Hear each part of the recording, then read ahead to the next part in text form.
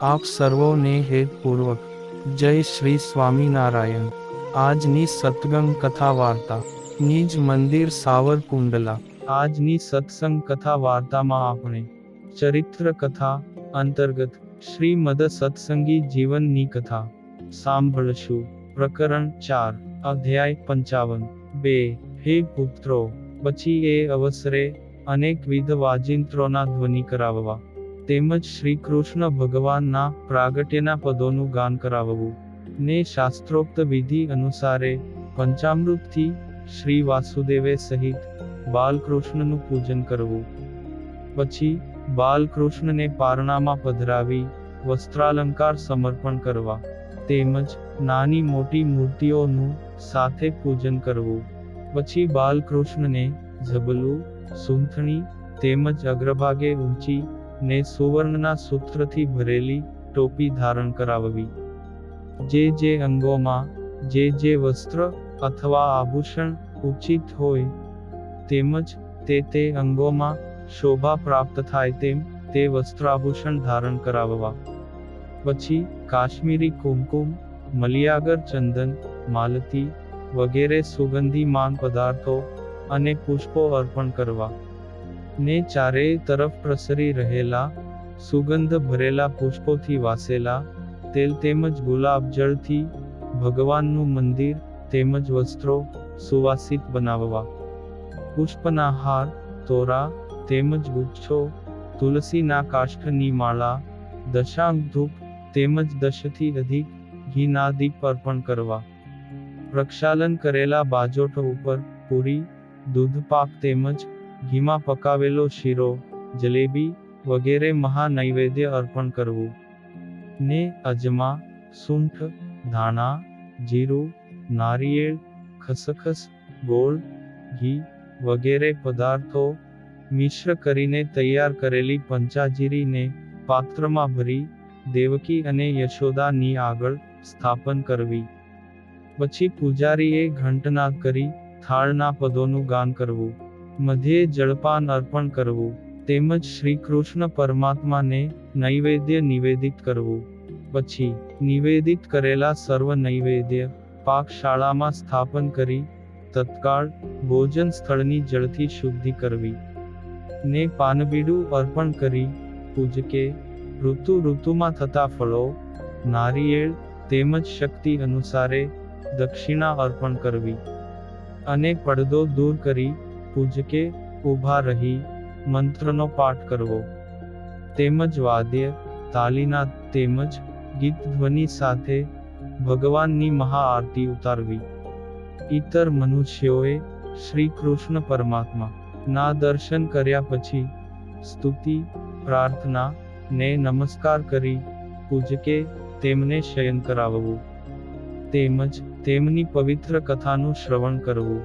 અર્ચકે શ્રી કૃષ્ણ પ્રભુના શયન સમયે તેમના મહાઆભૂષણો ઉતારવા તેમજ સૂક્ષ્મ ને નાના વસ્ત્રો ધારણ કરાવવા।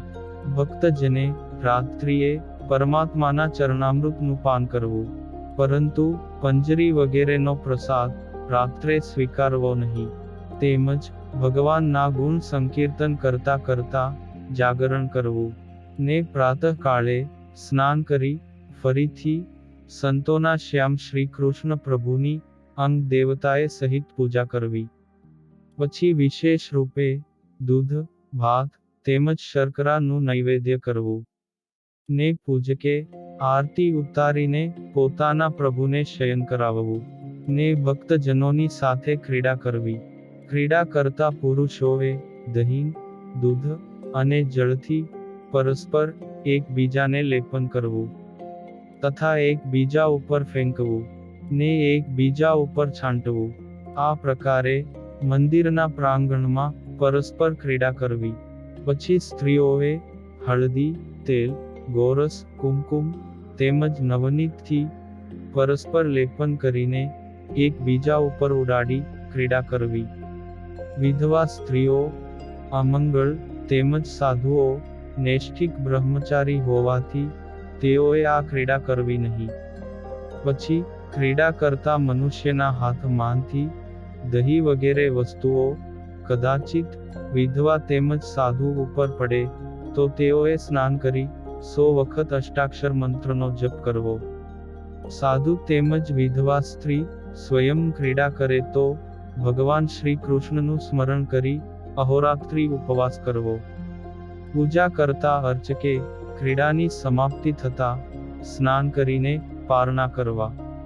આ પ્રકારે મેં તમને પ્રતિ વર્ષ ઉજવવાનો જન્માષ્ટમીના ઉત્સવનો વિધિ કહ્યો. પ્રતિદિન પૂજાના અંતે પ્રાતઃ તેમજ સાયંકાળે અર્જુનના ઉત્સવ દિવસે અર્થાત ભાદરવા સુદ દ્વિતીયા પર્યંત શ્રી બાલકૃષ્ણલાલને પારણામાં ઝુલાવવા. ઉદ્ધવ સંપ્રદાયમાં આચાર્ય શ્રેષ્ઠ શ્રી રામાનંદ સ્વામીએ ઈષ્ટદેવના મંદિરો 5 પ્રકારના કહ્યા છે. એક જ શ્રી કૃષ્ણ પરમાત્માની મૂર્તિના સ્થાનભેદથી 5 પ્રકાર કહ્યા છે, પરંતુ તે વાસ્તવિક ભેદ નથી. ભગવાન શ્રી કૃષ્ણ પોતાના ગોલોકધામમાંથી પ્રથમ મથુરા પધાર્યા ને વસુદેવ દેવકીને ત્યાં પ્રગટ થયા. અદ્ભુત બાળક સ્વરૂપે રહેલા ભગવાન શ્રી કૃષ્ણને વાસુદેવ એવા નામથી કહેવાય છે. તેમજ નવનીતધર પણ કહેવાય છે. એ જ શ્રી કૃષ્ણ ભગવાન ગોકુળ પધાર્યા અને નંદ ભવનમાં મોટા થયા. યશોદાએ લાલન પાલન કર્યા, અલૌકિક બાળ લીલાઓ કરી. એ શ્રી કૃષ્ણને રાધા કૃષ્ણ નામે કહ્યા છે.